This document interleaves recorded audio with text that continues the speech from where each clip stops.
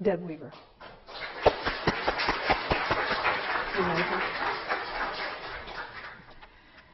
Oh, it's so good to see you all today and to get to see you as you are on Sunday mornings and not me behind a desk or on the phone, and for all of you who came today to visit with me. I am very grateful. You know, Earth Day is over 40 years old now. Guess what? It hasn't worked.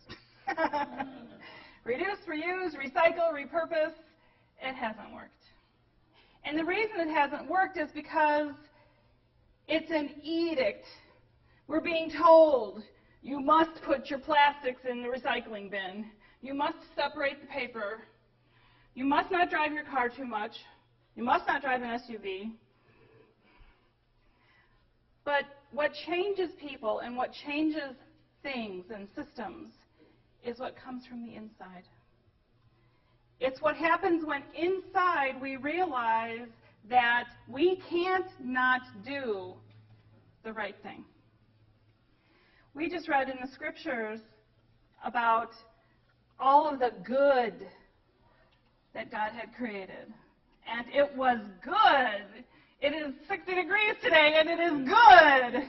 Oh, and by the way, I can't work in the garden because of my back, you know. I had that little back thing, so I decided I'd be a flower instead.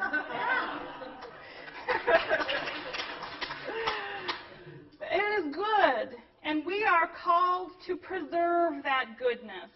You know, I'm not going to get into a theological debate because that's her job, about dominion and stewardship, words like that. How about instead we become guardians?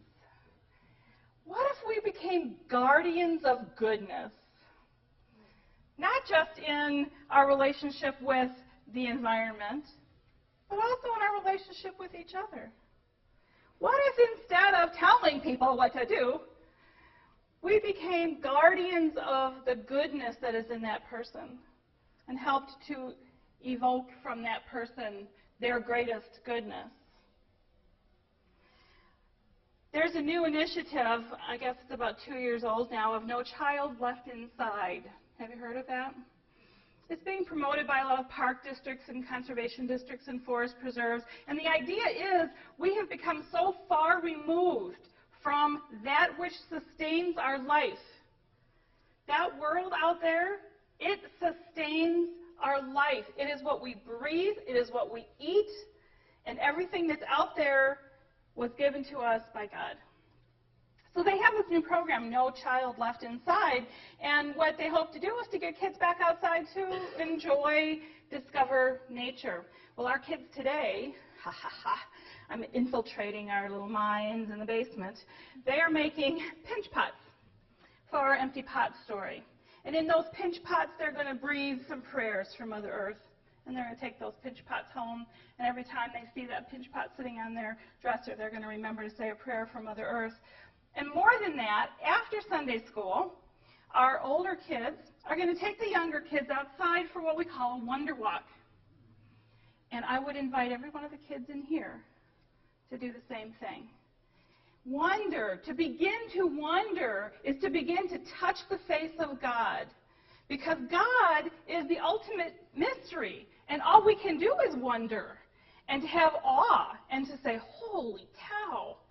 So whether we go outside and we sit on the bench, or we take a little walk along through the garden, our beautiful peace garden, and we watch a roly-poly wandering its way, or maybe if you're really lucky, you'll find the church mouse. We have a little mouse that Janet and Marty have been trying to chase from our building all winter long. No mouse left inside. I have to tell you a story about mouse penance. When I was 9 years old, my family took a trip to Montana, and we stayed with friends who had a milking barn. And in that milking barn, there were lots of mice that bothered the cows while they were being milked. So my friend's father was paying my brother to trap the mice. Well, it was killing me. I'd go out to the barn and there'd be all these dead little mice. I couldn't stand it, so I was saving the mice. I would go and untrap them. Oh, shoo, shoo. Well, one of them was really bad. One of them had been hurt really, really bad. And so I took care of it, and I fed it, and I gave him water, and did whatever I could. Well, it was time for us to drive back to Montana, from Montana to Illinois. I couldn't leave the mouse. He wasn't ready to go yet. He wasn't out of the ER. So I wrapped him real careful in toilet tissue, and I tucked him inside my little girl's purse. Somewhere around eastern North Dakota, my mom started saying, "Gosh, it smells in this car. Why does it smell in this car so bad? That dog, man, what did he get into?" I get home, and I'm glad to be home, and I'm playing, and everything's wonderful, and I forget about the mouse. My brother found it. Boy, was I blackmailed for years over that one. So that's my mouse penance. I won't let them take care of the mouse that's here in the building. But the point is do we have, as human beings, enough compassion for those other than human beings? Do we? Has God given us enough love? Is there enough abundant love in our lives that we can have compassion for the, 800 porpoises on the beach in Peru? Do we have enough compassion in our heart for a prayer when we pass by that opossum that didn't make it across the road last night? And is there a distinction between the deer that didn't make it and the skunk that didn't make it? Or how about the 3 trees that we lost here last year to storms? And how about those lilies of the valleys that they're going to be plucking out of the garden? I can say just a little prayer for everyone. This garden would be so full of prayers once we got those lilies of the valleys out of here that we'd be prayerful for the rest of the year. But we have been given from God the ability to love. And if you don't think you have enough of that, well, by all means, ask for more, because that's infinite. That's forever. You'll forever get more than that. But part of the problem and the reason why human beings are kind of like just plugging along and filling our pots with flowers that weren't really supposed to grow and cheating our way through, well, it gets 30 miles to the gallon instead of, 50. The reason that is because we don't have a story. Spirituality is really the story of how we came to be here, how we live. How did we get here? What is this? What is it all about? And that happened a long time ago when we lost our story. Back in the days of the Black Plague, when people were dying and people were suffering and people were terrified, there's 2 ways you could go. You could go to God. God, please deliver us. Or you could go to science, and you could say, science, solve this problem. And there became this split in our mentalities that it wasn't either or. It was either science or it was religion. And it doesn't have to be that way. There doesn't have to be a split between science and religion, because what we're learning now in science, the beauty of that linear brain, thank you, Kathleen, the beauty of that linear brain is that it's bringing us right to the center of, we have no idea. It's all dark. It's all blank. It's all God. It's the great mystery. I love the image of nesting dolls. My boys, when they were small, liked to have those little Russian nesting dolls. And if you think about time and as time has progressed from the time God divided the night from the day until today, every experience is kind of like adding another nesting doll. And adding another nesting doll. We know more. Science has given us more information. Does it disclaim our faith? Does knowing more about the universe say that we can't be people of faith? Absolutely not. It just says, wow, here's some more that we have to go. This is good. This is good. And at the center of that little nesting doll, the very, very center, is that mystery, is that awe. That's where we start. Some of the things that we can do as human beings here in this human-dominated world, you all know. You all know. You know what to do. This is where the difference comes in. It's why we want to do it. Why we want to be guardians. Why we want to continue to find more layers of awesome. And that we can do with our curiosity and our awe and learning in science and in traditions. What does your tradition say? What does your religion say? Treat others as you would have them treat you. Love your neighbor. Who are our neighbors? I have a squirrel family that lives in the box elder tree in the corner of my yard. And every year I watch those babies being born. Every year.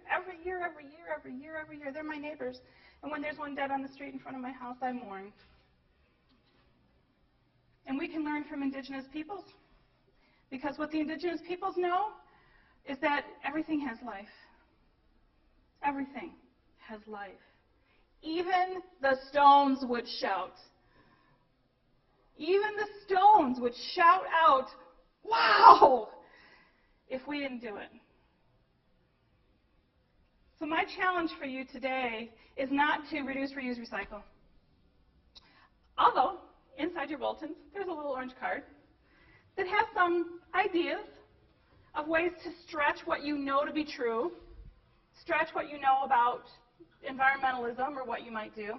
I would invite you to just do that for a month. Just a month. Don't do it very long, just a month. See what difference it makes. Do the investigation. The other challenge I would have for you is to take a wonder walk every day. Slow your steps enough to see the roly-polies. Open your eyes enough to see that that yellow tulip is striped in red on the inside. And open your ears to hear not only Main Street zooming by us and the train siren, but can you hear the oriole? Do you know what the oriole sounds like? Do you know we have orioles? I would invite you to open your senses. Get your hands in the dirt. And if you're like me and you can't bend over, sit your big old butt down in the dirt and then pray somebody will help you get up.